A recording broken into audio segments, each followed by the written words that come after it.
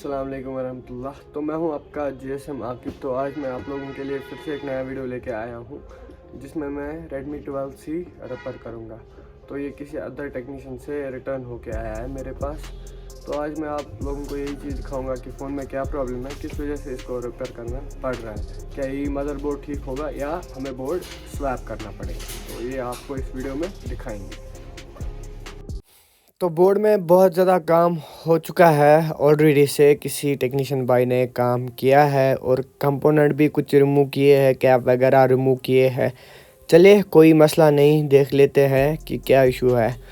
पहले हम अच्छे से एक बार इसको आई स्कैनिंग करेंगे और ये चीज़ भी देख लेंगे कोई पार्ट मत ख़राब है, वो चीज़ भी देख लेंगे। तो चलिए माइक्रोस्कोप पे जाते हैं अब। तो मैंने जैसे ही माइक्रोस्कोप के नीचे लिया तो इसमें बहुत सारे लिटमस है वाटर डैमेज के। तो पानी में गया ये फ़ोन, पानी में जाने की वजह से उस भाई ने शील्ड रिमूव किया है। ठीक ही किया है, मैं नहीं बोलूँगा गलत किया है, क्योंकि जो भी फ़ोन आपको पानी में जाता है तो उसके लिए आपको ज़रूरी है शील्ड रिमूव करें।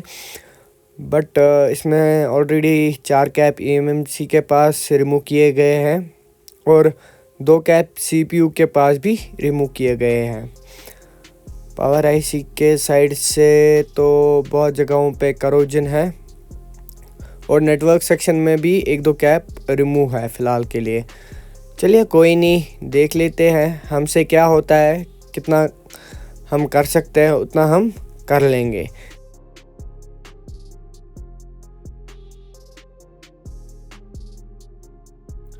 और एक चीज़ देखिए क्या होता है, पहले जो ये कैप है मे बी ये वोल्टेज के कैप है।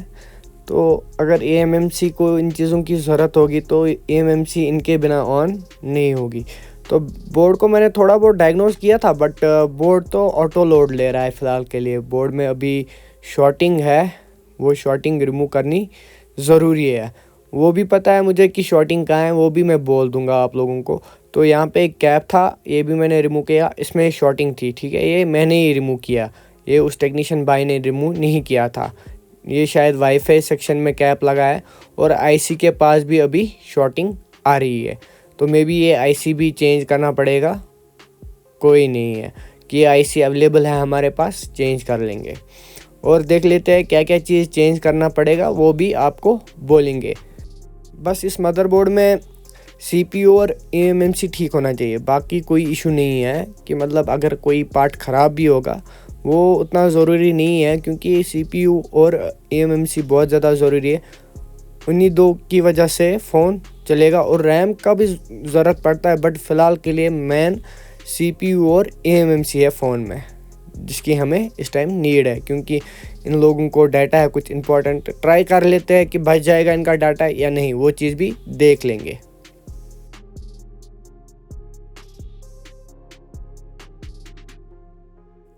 पहले हम ये 3 चीज़ें रिमूव कर लेते हैं, CPU, eMMC और रैम। पहले हम रैम को रिमूव करेंगे। तो जी रैम रिमूव हो चुकी है, अब CPU की बारी है।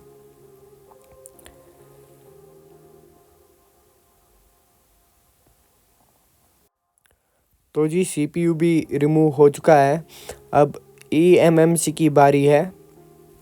तो eMMC भी रिमूव हो चुकी है।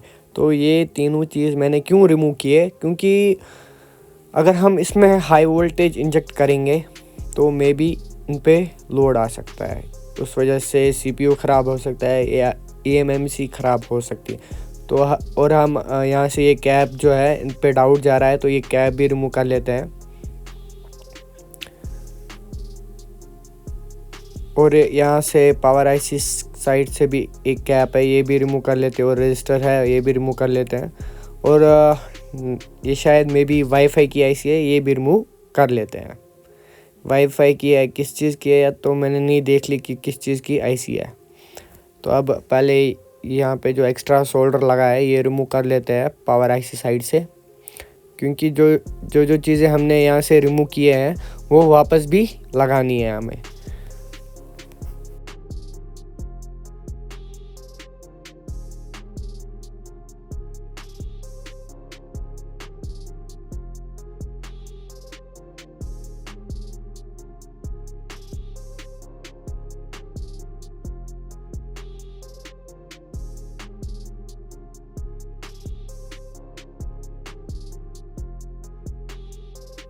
तो पैड में प्रॉपर शाइनिंग लाएंगे, क्योंकि कभी कभार क्या होता है पानी जाने से करोजन लग जाता है।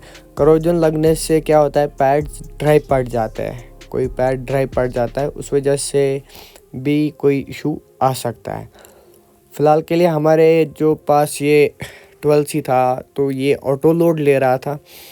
अब पहले हम ये अच्छे से प्रॉपर सफाई करेंगे, पैड्स को शाइन में लाएंगे, उसके बाद देख लेंगे कि मतलब फ़ोन ऑटो लोड पे है अभी भी या मे बी शॉर्टिंग ख़त्म हुई है, क्योंकि वहाँ पे जो आगे वाले साइड से वाईफाई आईसी हो या कौन सी आईसी है तो वहाँ पे शॉर्टिंग थी, तो वो कैप रिमूव कर दिया है मैंने फ़िलहाल, उस वजह से शॉर्टिंग रिमूव हो गई है।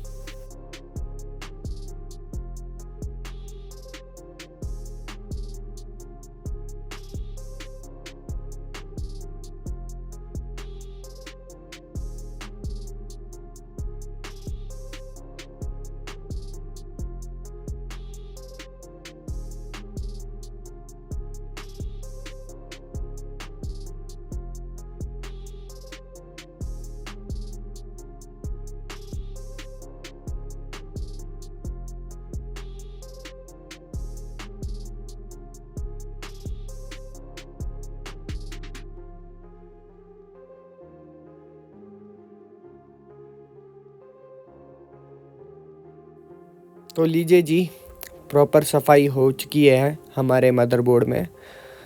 आप देख ही सकते हो स्क्रीन पे कि सफाई हुई है या नहीं। ये प्रॉपर सफाई हो चुकी है, हर एक पैड शाइन में है। तो पावर आईसी में करोजन है, उस वजह से मैं ये वाली पावर आईसी नहीं लगाऊंगा। तो मेरे पास नई वाली पावर आईसी पड़ी है, मैं वही लगाऊंगा, और जो मैंने कैप रिमूव किए हैं ये भी नए लगाऊंगा।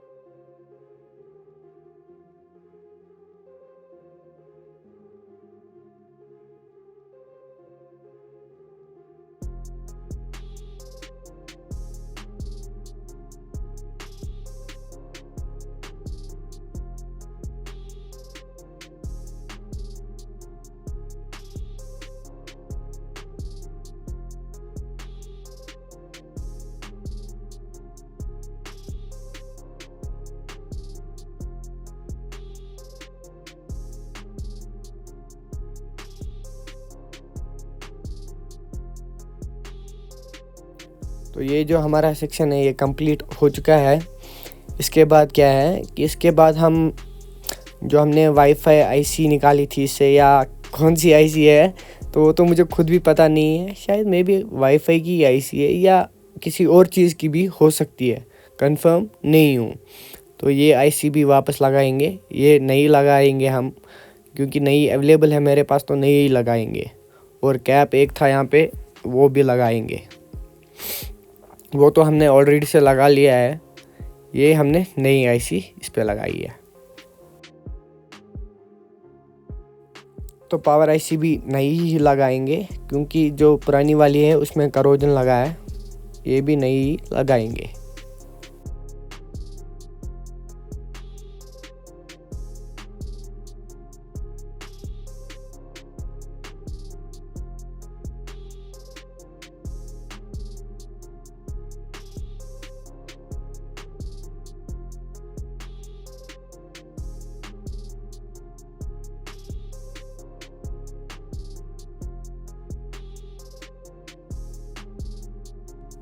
जो आगे वाला सेक्शन था वो हमने कंप्लीट कर दिया है, अब पीछे वाला सेक्शन रह गया है जिसमें सीपीयू के पास कैप रिमूव है और एएमएमसी के पास कैप रिमूव है। तो दूसरा बोर्ड पड़ा है मेरे पास, उससे ये कैप रिमूव कर लेते हैं और इस पर लगा लेते हैं।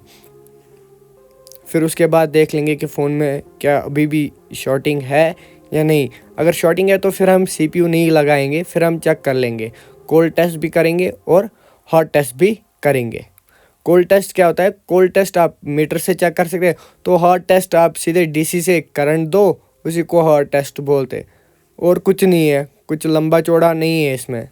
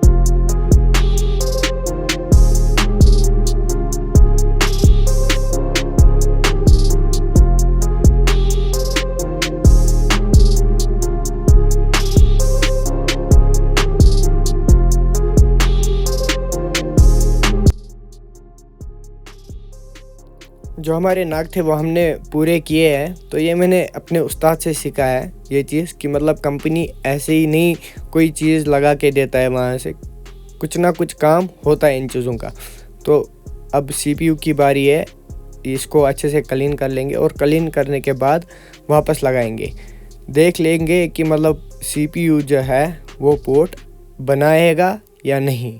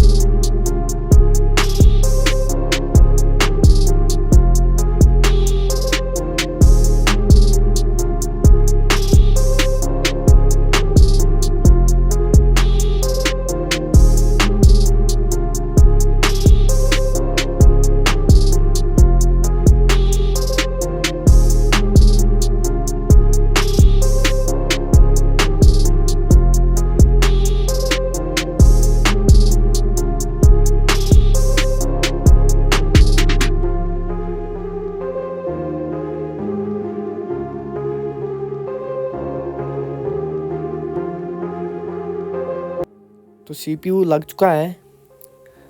अब इसके बाद हम क्या करेंगे, इसके बाद हम एक बार चेक कर लेंगे पोर्ट बनेगा, और पहले हम कोल्ड टेस्टिंग करेंगे कि बग बनेंगे या बाकी चीज़ पावर आईसी ओके है हमारी।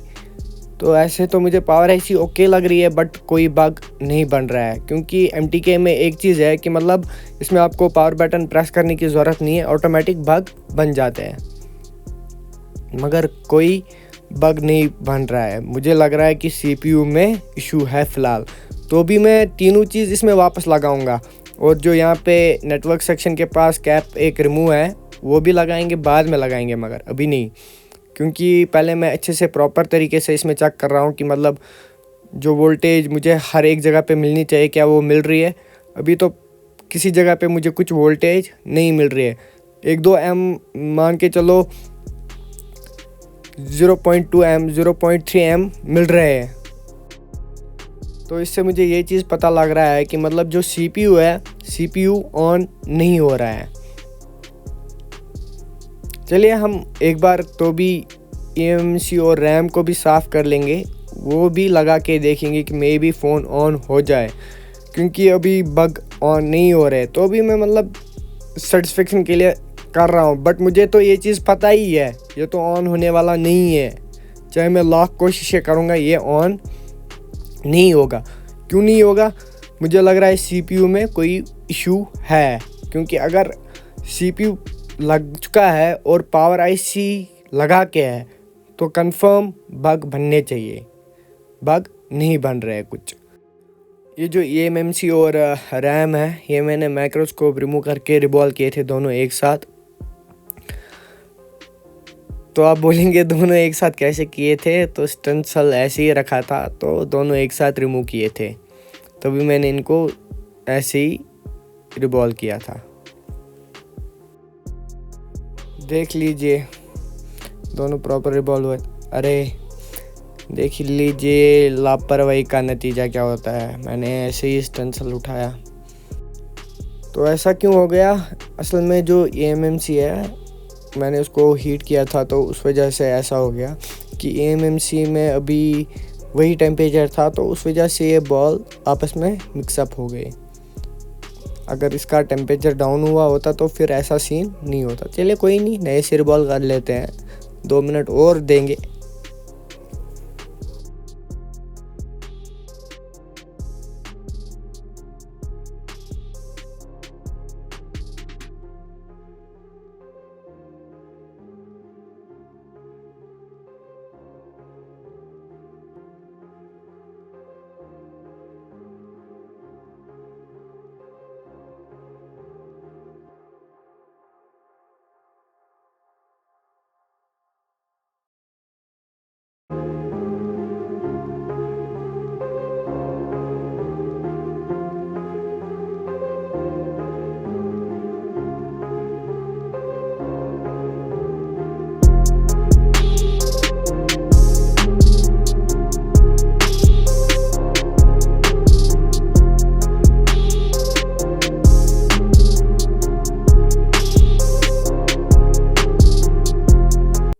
तो लीजिए जी, ये हमारी eMMC वापस रिबॉल हो चुकी है और वापस लगा लेते हैं।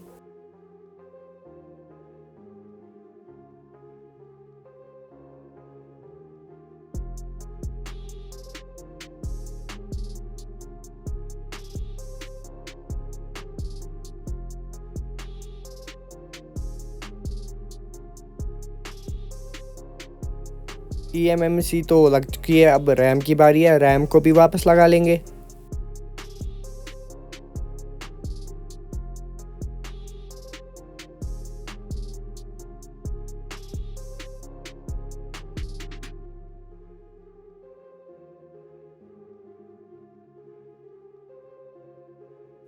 तो रैम को प्रॉपर अलाइन कर लेते हैं, उसके बाद हम हीट करेंगे।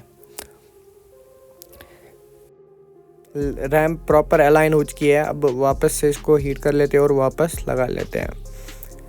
आप प्रॉपर अलाइन करें, आपसे आईसी नहीं हिलेगी, कहीं नहीं जाएगी, अपनी जगह पे रहेगी। तो उसके बाद हम क्या करेंगे, अब ये जो CPU है ये रिमूव करेंगे हम। क्यों रिमूव करेंगे? क्योंकि मैंने इसके लोड से ही कंफर्म कर लिया था इसको कि CPU में ही दिक्कत है। तो मैं इसमें एज इट इज़ भी लगा सकता था, बट मैं अपनी सेटिस्फेक्शन के लिए इसको क्यों रिवॉल्व कर रहा हूँ कि ये कस्टमर बेचारा रिटर्न ना आए। क्योंकि अच्छा नहीं लगता है जब आपके पास कस्टमर रिटर्न आएगा फिर बोलेगा भाई आपने ये फ़ोन रिपेयर करके दिया 2 दिन तक भी नहीं चला, वो मुझे अच्छा नहीं लगता है। इसीलिए क्या मुझे और 10 मिनट लगेंगे, कोई इशू नहीं है, तभी मैं इसमें ये CPU नए से रिवॉल्व कर रहा हूँ, जो मुझे इसमें नया वाला CPU लगाना है। उसके बाद हम कोल्ड टेस्टिंग से भी चेक कर लेंगे कि मतलब कहीं पे अभी मत शॉर्टिंग है या कुछ और चीज़, वो चीज़ भी आप लोगों को दिखा लेंगे। तो फ़िलहाल हम ये नया वाला जो CPU है हमारे पास, इसको रिमूव कर लेते हैं।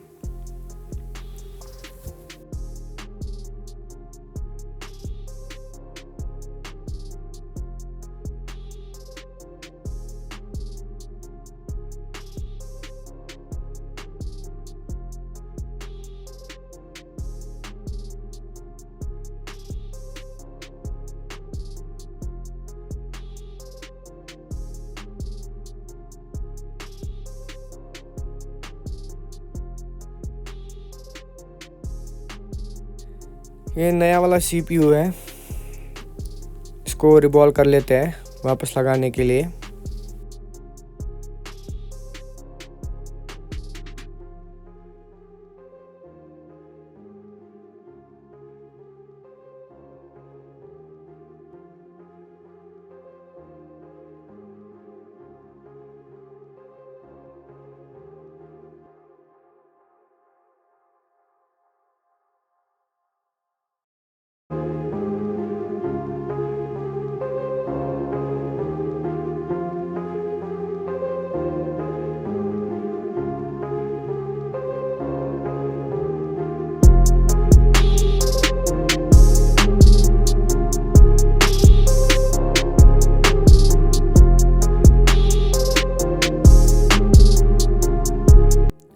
तो अब CPU में प्रॉपर सफाई कर लेते हैं, कहीं पे सोल्डरिंग बॉल है कुछ और है तो प्रॉपर सफाई कर लेते हैं। यूनिवर्सल से रिवॉल्व किया है, उस वजह से मैं इसमें प्रॉपर सफाई कर रहा हूँ, क्योंकि कोई बॉल जॉइंट नहीं होनी चाहिए।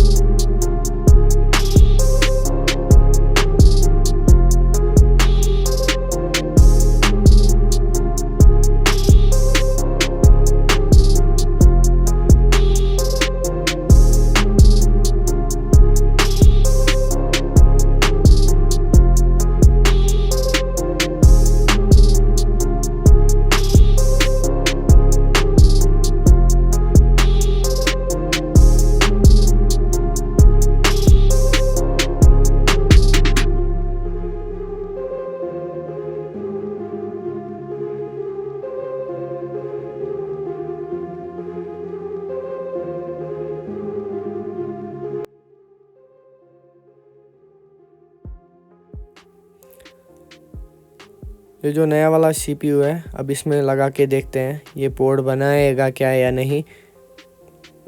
मेरे हिसाब से है तो अब ये पोर्ट बनाना चाहिए, बट तो भी कस्टमर सेटिस्फेक्शन के लिए कुछ भी करना पड़ता है इंसान को। कस्टमर को शायद लगा था मे बी ये जो पर्सन है ये झूठ बोल रहा है। देखो झूठ तो मैं ऐसे नहीं बोलता हूँ, मैं सीधे बोलूँगा। कभी कभार मुझे झूठ बोलना पड़ता है क्योंकि वर्कलोड बहुत ज़्यादा होता है। मैं भाई किसी कस्टमर को बोलता हूँ इसमें अभी टाइम लगेगा, या लाइट का इशू है, लाइट का इशू रहता है बहुत ज़्यादा मेरे मार्केट में, उस वजह से मैं मजबूर हो जाता हूँ फिर वो चीज़ करने के लिए। बाकी मैं ऐसे झूठ नहीं बोलता हूँ। तो कोल्ड टेस्टिंग कर रहा हूँ, कोई शॉर्टिंग नहीं है अभी। तो पोर्ट बन चुका है, मैंने चेक कर लिया है। बट आप बोलेंगे आपने तो नहीं दिखाया ये चीज़ वो चीज़। देखिए क्या होता है, मैं नहीं चाहता हूँ ये वीडियो है ये बहुत लंबा हो जाए, उस वजह से मैं वो चीज़ें नहीं लाता हूँ इसमें।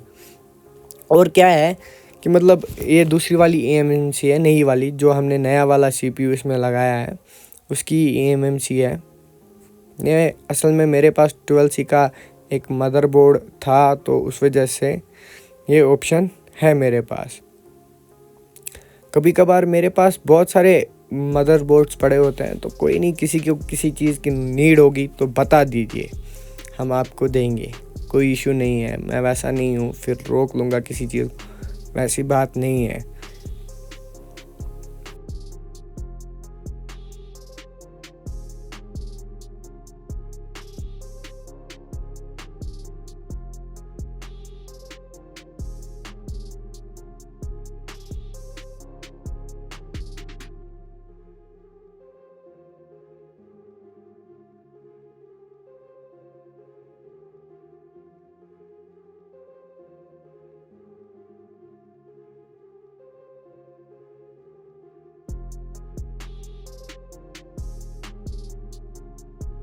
अब बारी आई eMMC को वापस लगाने की।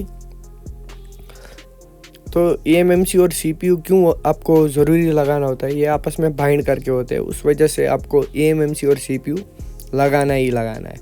बट MTK में कुछ चीज़ें बाईपास भी हो जाती है, तो उतना टाइम नहीं था मेरे पास। अब इसको सिक्योरिटी रिपेयर वो चीज़ ये चीज़ इतनी टेंशन में नहीं लेता हूँ, और ख़ासकर मैं सिक्योरिटी रिपेयर नहीं करता हूँ। जो है सो है, वो फेस पे ही बोलता हूँ। तो लीजिए, अब बारी आई चेक करने की। अब चेक कर लेते हैं कि मतलब फ़ोन प्रॉपर वर्क करेगा या फ़ोन में कोई दिक्कत है।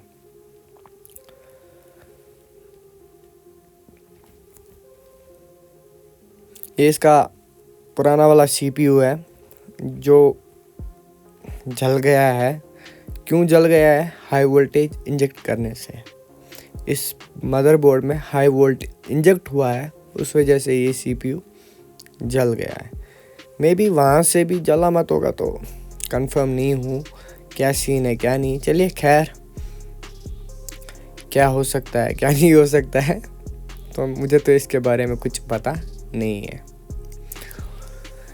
अब हम भी चेक कर लेते हैं, हर एक का अलग अलग डायग्नोज होता है। चलिए छोड़िए, देख लेते हैं हर एक चीज़ चेक करके कि मदरबोर्ड जो हमने रिपेयर किया है क्या ये चलने लायक है या नहीं।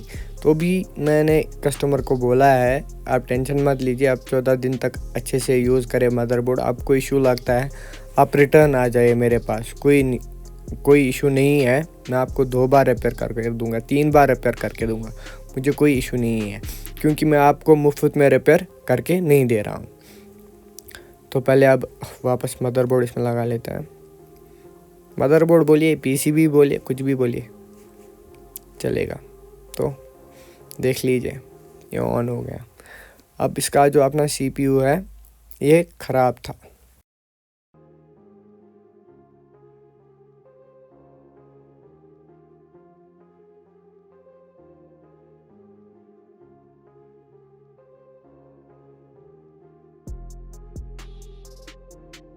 First boot and second boot के लिए वेट करते हैं, कितना टाइम लेगा सेकंड बूट में होने को। और आप लोगों को किसी एंगल से ये वीडियो पसंद आया होगा तो प्लीज़ वीडियो को शेयर कीजिए, लाइक शेयर कमेंट करना मत भूलिए। और आप अगर चैनल पर नए हैं तो प्लीज़ चैनल को भी सब्सक्राइब कीजिए, क्योंकि वीडियो बनाने में बहुत ज़्यादा मेहनत लगती है। और इंशाल्लाह मैं कोशिश करता हूँ अच्छे से वीडियो बनाने की, कि मतलब आप लोगों को भी समझ आए कि फ़ोन में क्या दिक्कत थी, किस वजह से इसको रिपेयर करना।